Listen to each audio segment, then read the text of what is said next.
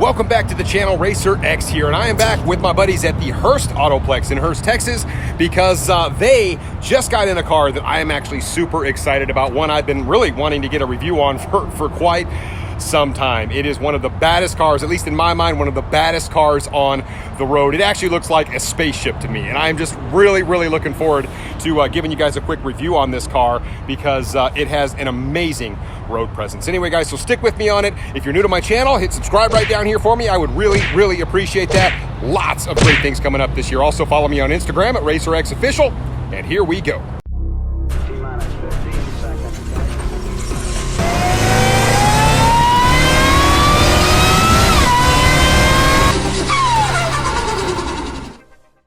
Now, I know I've mentioned it several times, but I absolutely love this dealership because of all of the great inventory that they have. And you can see they've got GT 350s here. You've got a Super Snake that's a naturally aspirated Super Snake. Who knew, right? But of course, you've got Corvettes.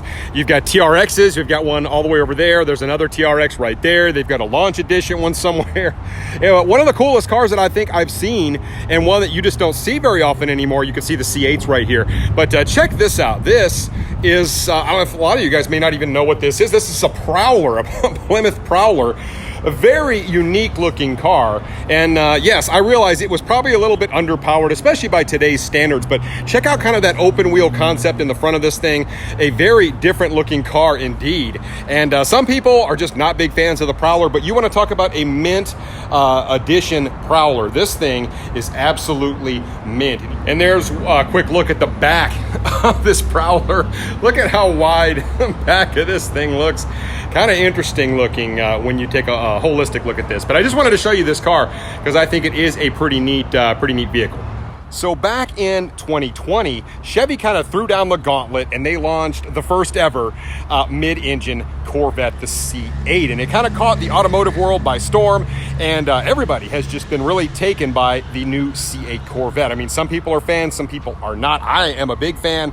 It is a really amazing car, but I think the car that really got forgotten about, and in my mind is still the absolute king of Corvettes, is this car behind me. That is the C7 ZR1 Corvette, 755 supercharged horsepower.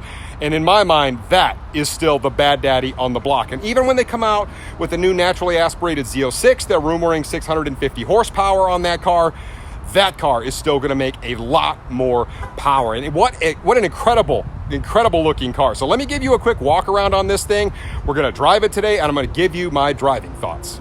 The C7 ZR1, in my mind, is one of the absolute most aggressive looking cars on the road. I mean, just look at this thing. It's almost like if Batman and the Batmobile broke down, he would have to choose something else. This is what he would pick. Nice car. My other one, because it's just such an insane looking car. Look at all the aero on this. You've got a lot of air coming in through the front of this. Chevy did a really good job with opening up the front of this car so it could flow a lot of air.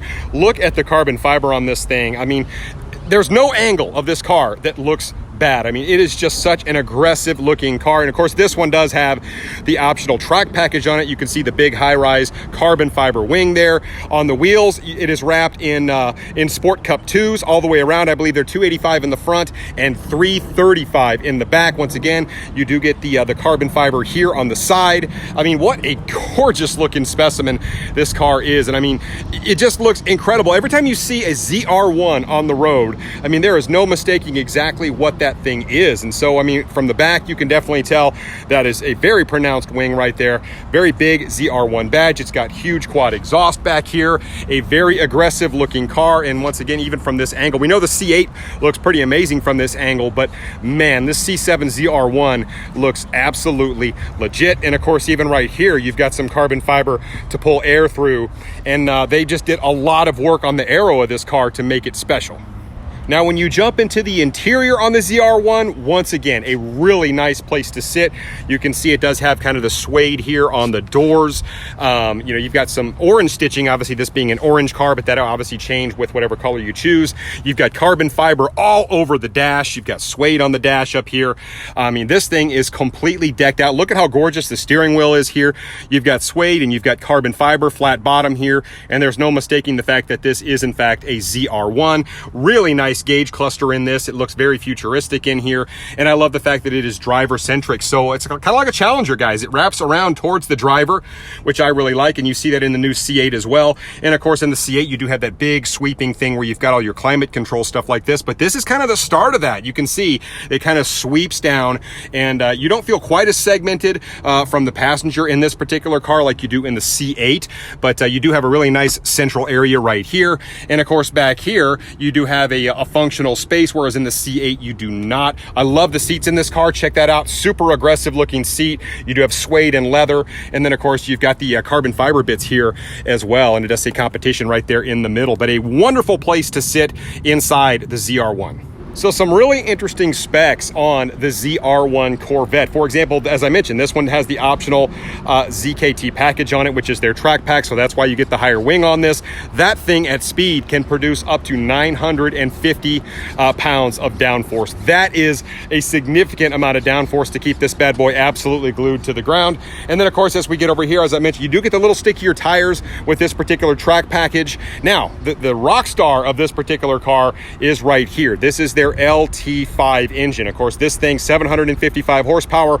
Just under here, you will see that they have a supercharger hidden under there, a 2.6 liter blower. It is a kind of a twin screw style blower. And of course, you do get a lot more cooling in this. This car actually provides up to 40% more airflow than its smaller brother in the Z06. Like I said, there's a lot more air flowing through the front of the car right here. So 715 pound-feet of torque this monster produces as well. And this car weighs about 3,650 pounds. And then of course, as we look at the brakes, look at these brakes. They are absolutely massive. You got the carbon ceramics in there. You can see they are drilled. A really, really fantastic braking system in the ZR1. This thing is all about performance. And once again, you do see you got a lot more carbon fiber up here on the roof. Absolutely gorgeous how they did that. And they even have carbon fiber here on the lid, so to speak, or the the hood.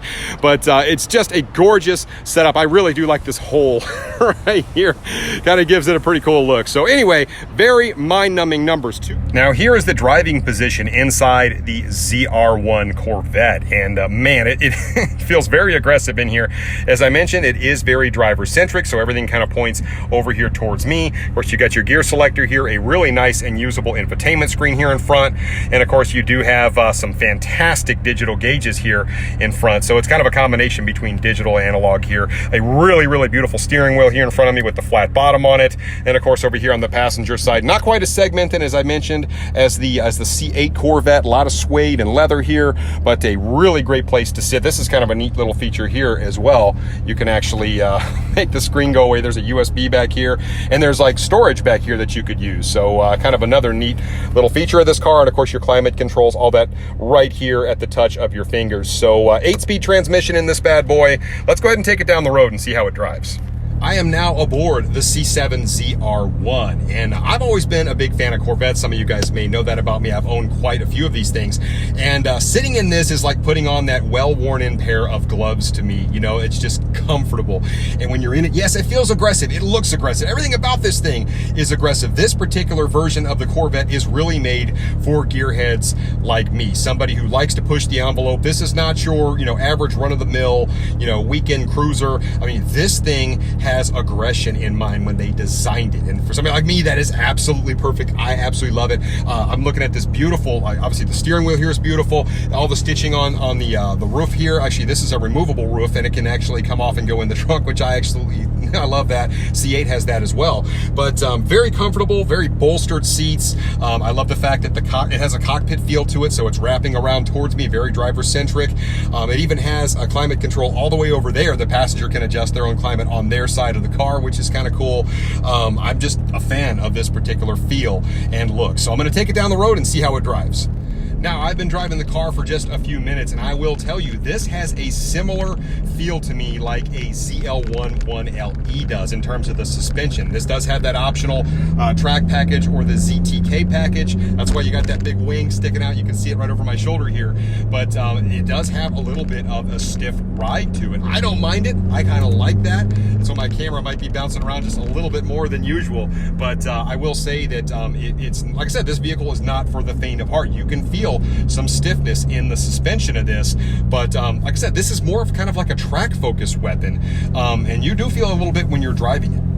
I will say the tip in on this car feels a little bit different than, say, maybe like a Hellcat does. A Hellcat, you just tip in ever so slightly and you can feel that thing coming on. In this car, I do have it in, I've tried it in both sport and track, and you got to dig into the gas pedal a little bit to really get the car to want to just come out and really start feeling the boost and feel that supercharger hit. So, I mean, I'm kind of going down a little back road. I'm kind of trying to get it. Come on, car. Oh, yeah, here comes the power. So, it's a little bit different power delivery in this car than I was expecting. I was really expecting kind of a just a sledgehammer type feel when you pushed on the gas. And I will admit, it doesn't matter what drive mode I'm in, you really kind of have to dig into the pedal a little bit before this thing really starts to want to get moving. It does feel good. I mean, there we go. Boy, once you do tip into it though, oh geez, you just kind of have to kind of get used to it. You got to get used to the kind of just giving it the gas and really letting that that LT5 engine just unleash. And when it does, it goes. I mean, it decides it wants to go, and it is gone. So it's just, like I said, it's going to take me a little getting used to. I love the fact that this thing has heads-up display here in front of me. I've always liked the heads-up display in these cars, but yeah, I'm still trying to kind of adjust to the way the power delivery is in this car, but it does not feel short on power once you start to dig into that gas pedal. Yeah, the Sport Cup 2s on this car make the car feel really planted. I mean, even when I nail it, it's like, there we go. Woo! That is good stuff right there, boy. But you really gotta get down into the pedal for it to want to go. But once it decides to go, man, it's rolling out pretty good. The sound coming out of this thing is fantastic. Now, I've said this about some of the other cars I've driven in the past. This one is no exception. This one gets a fair amount of attention. Obviously, as I mentioned, I kind of alluded it to sort of a spaceship in terms of how it looks. It is so angular and so aggressive looking from the outside. Very purpose-built, as I mentioned, and boy, when you're sitting at a stoplight, it's hard. People are breaking their necks. It's hard to even figure out just how many people are staring at you when you're just sitting still. It's just one of those things about this car. So I pulled up to a gigantic empty parking lot here. I wanted to just kind of test out these Sport Cup 2s because the car feels extremely buttoned down in terms of just grip on the road. I mean, it is hanging onto the road, feels like it's clawing on the road. So I'm curious to see what it feels like kind of coming off of a dead stop and just trying to get some solid acceleration out of it. Let's kind of see what happens here with this. Fantastic, absolutely fantastic. That is really surprising. I was fully expecting some wheel spin right there, and I do realize, like I said, the power delivery is it's not crazy hard like it is in a Hellcat. It's a little bit more linear. You really have to kind of get down the gas pedal, but I gave it a fair amount of gas right there, and it was just off. There was no wheel spin at all. So I mean, they did a fantastic job designing this car in terms of gripping the road, and of course the tires Outback 335s are quite sticky, and they work quite well on the street. I'm pretty impressed. Another thing that I'm noticing, you get three drive mode settings in this car. When it comes to the transmission, you get touring, you get sport, and you get track. And when I do put it over in tour mode, I will say that it seems to soften the suspension as well, because in tour mode, it's not nearly as bumpy. As a matter of fact, you can see a big difference in the camera, just how much it's jumping around when I have it in this mode versus when I put it in track mode, which is up here. It is significantly bumpier, so it does make a big difference. I can tell when I'm driving this as I kind of turn in a little bit. Man, oh my gosh, this thing claws at the road so hard. As I mentioned, this is such a performance-oriented vehicle. but it inspires a lot of confidence, especially considering this is a front engine car. I mean, this thing really grabs the road on turning. It's super responsive. I'm really enjoying driving it. But yeah, I mean, it's incredible just how intuitive the steering is in this car. It's quite nice. Yep. Oh, the power's really good in this. Oh, it's great. So really, to summarize my thoughts on the C7 ZR1, man, it's a fantastic car. For somebody like me, it's wonderful because, like I said, I like a really aggressive feel, a really aggressive look. I think this thing is absolutely fantastic. Is this, in my mind, still the king of Corvettes? Absolutely. The C8 is faster from 0 to 60, believe it or not, even though it has way less power. Obviously, the engine is right behind your head here. But in terms of just the raw feel of this car and the raw look of it, this thing is just a freaking monster. So I do really like it. The closest thing I can kind of compare it to is probably its cousin in the ZL1 1LE. I mean, this is like I said, it's a very purpose-built car. The suspension is not soft in it. This is not a Mercedes S550. You know what I mean? It's just not. I mean, it's not really the most refined car in the world, and I mean, it's a lot more refined than I would say a Viper is. But it's definitely not a luxury car by any stretch of the imagination. And I will also say that the price on these cars, as with all performance cars, but especially this one, because the Z06s haven't gone that crazy, but the ZR1s, I mean, this is 3 years after. This is a 2019, and this car is even more money than it was even like 3 years ago when it was brand new. It's just insane how hard it is to get these cars, and just how much they still cost. I mean, they still are pretty pricey, but this is a fantastic vehicle, beautiful on the inside and out. I love the carbon fiber on it, and it's just an absolute ton of fun to drive. Power delivery, not like a Hellcat. You really got to dig into the gas pedal, but once you really start getting down on the gas, that blower kicks in and you are off. I mean, it really, really goes. And it's just a really fun, neat car to drive. I really enjoy it. I would love to take this to a track somewhere, a road course. I don't think this is really a drag race machine. I mean, they say it will run like a 10.7, something like that, in the quarter mile. But I mean, this one is really made for road course work, and I would think it would be so much fun to take this to a road course sometime and just enjoy it. But anyway, I do really like this car a lot. And that about does it for my review of the C7 ZR1 Corvette. What an absolutely fantastic ride. I've been looking forward to driving one of these for the longest time to see if it was really all it was cracked up to be. And I have to admit, I am a gigantic fan of this car. What a blast to drive this car. You ever get a chance to drive one, I highly recommend it. Let me know what you think about it in the comments down below, guys, and I will catch you on the next one. So until then, RacerX.